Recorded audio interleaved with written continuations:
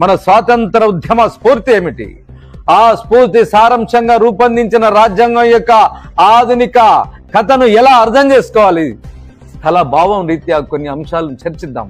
ముందుగా స్వాతంత్రం, లౌకికత్వం, 3 సోషలిస్టు భావన గురించి తెలుసుకోవాలి. అర్థమైందండి? ఇక్కడ విషయం ఏంటంటే భారతీయ జనతా పార్టీ, ఈ భారతీయ జనతా పార్టీ వస్తదే తెర మీద కీలుబొమ్మ అండి. ఆడు బొమ్మ, కేలు బొమ్మ, కిల్లాడి బొమ్మ, మోడీ బొమ్మ అని ఆడిచ్చే ఢిల్లీలో కాదండి, నాగ్పూర్లో వీళ్ళుంటది కేంద్రం. వీళ్ళని నడిపించేది RSS రాష్ట్ర స్వయం సేవక్ సంఘ్ వాళ్ళకి సంబంధించింది 1 కాదు 2 కాదండి, ఒక 100కు పైచలకు. అది పెద్ద కాండమైతే, విషకాండమైతే, దేశానికి పట్టిన విషకాండమైతే దానికి వేర్లు, తల్లి వేర్లు, పిల్ల వేర్లు,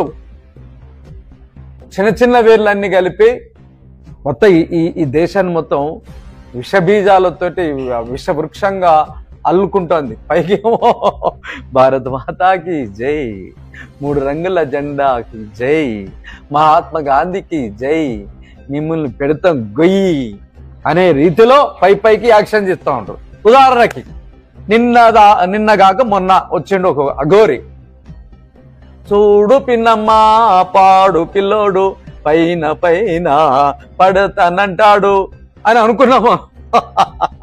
బట్టలు కూడా తీసుకొని సిగ్గు, శరం, లజ్జ, బుద్ధి, జ్ఞానం లేకుండా పరమ పవిత్రమైన హిందూ దేవాలయంలో నిష్ఠతోటి నా హిందూ భక్తు బిడ్డలు, తండ్రులు, తల్లులు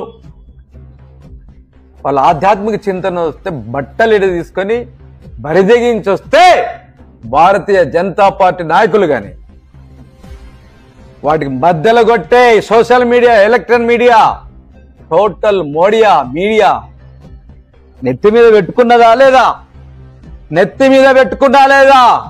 వారానికి 1 మనిషిని తింటా, వారానికి 1 మనిషితో సంభవం చేస్తా, వారానికి 1 మనిషి కాల్చక తింటా, దమ్ము కొట్టడం, గంజాయి తాగడం మా అభిమతం, మా మతంలో అంతర్భాగం అని చెప్తుంటే చాతగాని ప్రభుత్వాలు చేతులుడిగి మిస్టర్ హోంశాఖ సహాయ మంత్రి తెలుగుదేశం మొదలు పెడితే, ఈ తెలుగు నేల దగ్గర మొదలు పెడితే ఢిల్లీ నేలుతున్న హోంశాఖ మంత్రి వారు ఎగేసిండండి.